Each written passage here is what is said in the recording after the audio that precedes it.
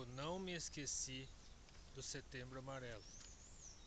Nós já estamos no dia 19 de setembro de 2017 e eu estou de camiseta amarela, tem uma caneca amarela, um caderno amarelo, e assista esse vídeo até o final que você verá na tela final 2 vídeos que eu postei no meu canal sobre suicídio, mostrando a necessidade de valorizarmos a vida tão preciosa que Deus nos dá para executarmos sua vontade, porque Ele tem um plano maravilhoso para nós e Deus quer, por meio desse plano, que sejamos bênçãos na vida das pessoas e que propaguemos o seu evangelho. Então assista esse vídeo até o final que você assistirá esses 2 vídeos que falam sobre suicídio.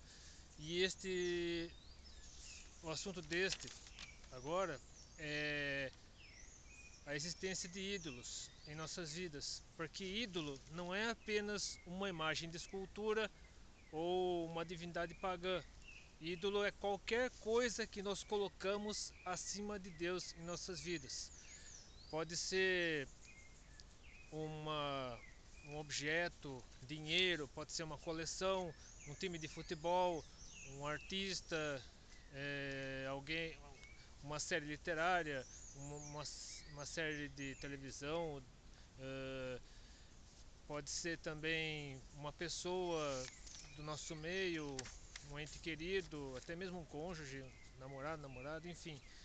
Qualquer pessoa ou qualquer coisa que colocamos no lugar de Deus em nossas vidas, nós transformamos um ídolo.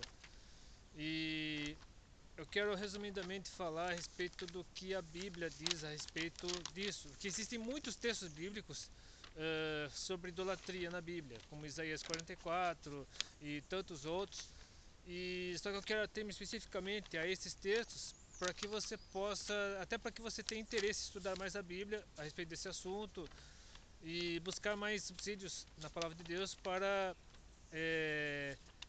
ver que a idolatria não é algo restrito apenas a uma imagem, uma estátua ou mesmo uma divindade pagã, mas qualquer coisa que colocamos em nosso coração, nessas vidas, e que tome o lugar de Deus em nossos corações, que seja, nós adoramos, que nós reverenciamos no lugar de Deus. Então, tanto que o primeiro mandamento que Deus apresentou a Moisés e ao povo de Israel lá no Sinai está aqui em Êxodo 20, versículo 3, que é: não terás outros deuses diante de mim. Porque o contexto daquela época era de paganismo. Os povos, Israel estava cercado de povos pagãos, tinha acabado de sair de um povo pagão que tinha muitos deuses, que era o povo do Egito, e séculos mais tarde iria para outro ser escravo por causa da sua infidelidade, por ter adorado outros deuses. Séculos depois, Israel acabaria sendo deportado para outra região, no caso Babilônia, que também é um povo politeísta, com muitos deuses. Então, e quando nós colocamos, por exemplo, o dinheiro no lugar de Deus no nosso coração, nossos bens, nossas riquezas, nossas posses, nosso prestígio, até mesmo nosso prestígio, nós mesmos podemos nos auto-idolatrar. Quando nós nos preocupamos demais com nossa autoimagem, com nosso status, com nossa posição, nós também nos estamos auto-idolatrando, ou seja, o individualismo, o apego demasiado do eu, do ego, o apego demasiado ao ego também é uma espécie de idolatria. Então, por isso devemos tomar muito cuidado com isso. E dentre os vários salmos que a Bíblia cita que combatem idolatria, acho que praticamente todos os salmos combatem idolatria de uma maneira ou de outra, ainda aqui nas entrelinhas. Mas eu quero mencionar aqui pelo menos 2 deles. Um deles é o Salmo 96, versículo 1 ao 6. Diz assim: cantai ao Senhor um cântico novo, cantai ao Senhor toda a terra, cantai ao Senhor, bendizei o seu nome, anunciai a sua salvação de dia em dia. Anunciai entre as nações a sua glória, entre todos os povos as suas maravilhas, porque grande é o Senhor e digno de louvor, mais temível do que todos os deuses. porque todos os deuses dos povos são ídolos, mas o Senhor fez os céus. Glória e majestade estão ante a sua face, força e formosura no seu santuário. Porque aqui diz que somente Deus, o único verdadeiro Deus, é digno de toda honra, glória e louvor. Como evidencia também o Salmo 115, versículos 4 a 8. Os ídolos deles, no caso dos povos pagãos, são prata e ouro, obra das mãos dos homens. Têm boca, mas não falam, olhos têm, mas não veem, têm ouvidos, mas não ouvem, narizes têm, mas não cheiram, têm mãos, mas não apalpam, pés têm, mas não andam, nem som algum sai da sua garganta. A eles se tornem semelhantes os que os fazem, assim como todos os que neles confiam. Aqui fala de deuses de prata, de ouro, mas hoje também temos deuses de gesso, de madeira, até mesmo postes com uma imagem em cima são ídolos, são deuses. Mas também pessoas, coisas, alimentos, enfim, determinado prato de comida, determinada atividade que nós fazemos, alguma coisa, até mesmo, às vezes até mesmo nossa família, quando colocamos nossa família acima de tudo e de todos, até mesmo de Deus, nós também estamos tornando nossa família como ídolo. Na verdade, a família deve vir abaixo de Deus. A família é importante, é essencial, mas ela deve vir sempre abaixo de Deus. Porque Deus é que criou a todos nós, inclusive a família. E com relação aos tesouros, que também são espécies de deuses em nossas vidas, Jesus mesmo disse lá no Evangelho de Lucas, em dois trechos, no capítulo 6, versículo 45 e no capítulo 2, versículo 34. O homem bom, do bom tesouro do seu coração tira o bem, e o homem mau, do mau tesouro do seu coração tira o mal. Porque da abundância do seu coração fala a boca. Porque onde estiver o vosso tesouro, ali estará também o vosso coração. E mesmo nas epístolas, como as cartas de Paulo, vemos a palavra de Deus combatendo a idolatria. Porque no Novo Testamento, o ambiente do Novo Testamento era também um ambiente de idolatria. Porque os gregos adoravam muitos deuses, os romanos também, e outros povos pagãos que viviam na época. E essa influência pagã estava contaminando a igreja nos seus primeiros anos, nos seus primeiros séculos. E tanto que foi o motivo da reforma, um dos principais motivos da reforma protestante, que no mês que vem, no mês de outubro, completa 500 anos. E aqui na primeira carta de Paulo aos Coríntios, capítulo 10, versículo 19 a 21, diz o seguinte: mas que digo que o ídolo é alguma coisa, ou que o sacrificado ao ídolo é alguma coisa? Antes digo que as coisas que os gentios sacrificam aos demônios e não a Deus.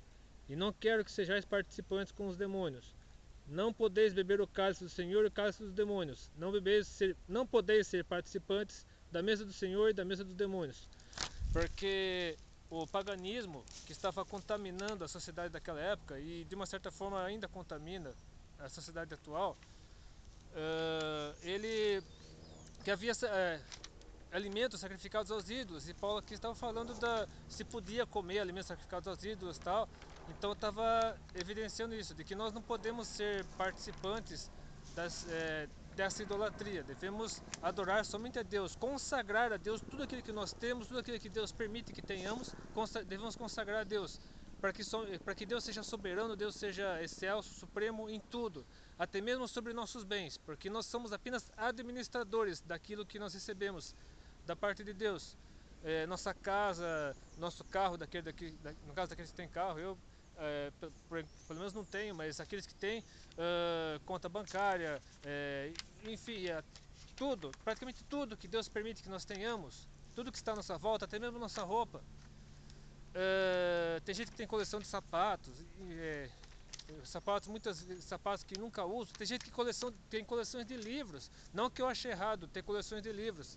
Qualquer tipo de coleção, você tem que usar aquilo que você tem, obviamente. Mas quando você coloca isso acima de Deus, uma importância extrema, você está idolatrando aquilo. Isso se torna um ídolo na sua vida.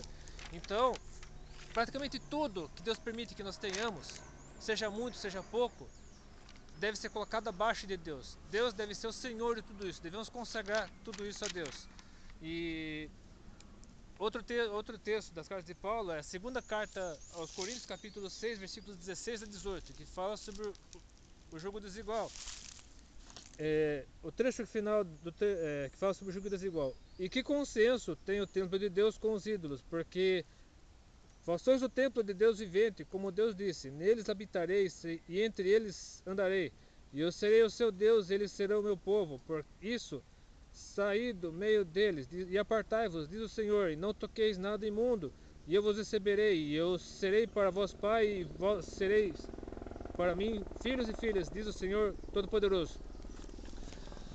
E, portanto, devemos tomar muito cuidado com a importância que damos às coisas e até mesmo com o escândalo que determinada prática, que determinado procedimento pode ter diante daqueles que estão ao nosso redor. Porque se nós aceitamos como boas as coisas que Deus abomina, nós também estamos, de uma certa forma, tornando isso ídolo em nossas vidas. Porque nós colocamos isso acima de Deus. E, finalmente, eu lembrei aqui, assim, depois que eu tinha feito esse esboço, acabei me lembrando de outro texto, texto essencial para que nós demos a devida honra, glória e louvor ao Filho de Deus, Jesus Cristo, que Deus mandou em nosso lugar, para morrer em nosso lugar, para que por meio dele tenhamos salvação eterna. E a primeira carta de Paulo a Timóteo, capítulo 2, versículo 5, encerrando esse vídeo, diz o seguinte, que a coisa que jamais devemos esquecer: porquanto há um só Deus e um só mediador entre Deus e os homens, Cristo Jesus, homem. Então lembre-se sempre disso, jamais coloque qualquer pessoa, qualquer coisa, objeto, qualquer, até mesmo comportamentos, ideologias. Se você tem uma ideologia, submeta à vontade de Deus. E se ela for contrária à vontade de Deus, abandone essa ideologia. Então, que submeta tudo à vontade de Deus, à palavra de Deus, para que o Espírito Santo de Deus esclareça você e dirija a sua vida.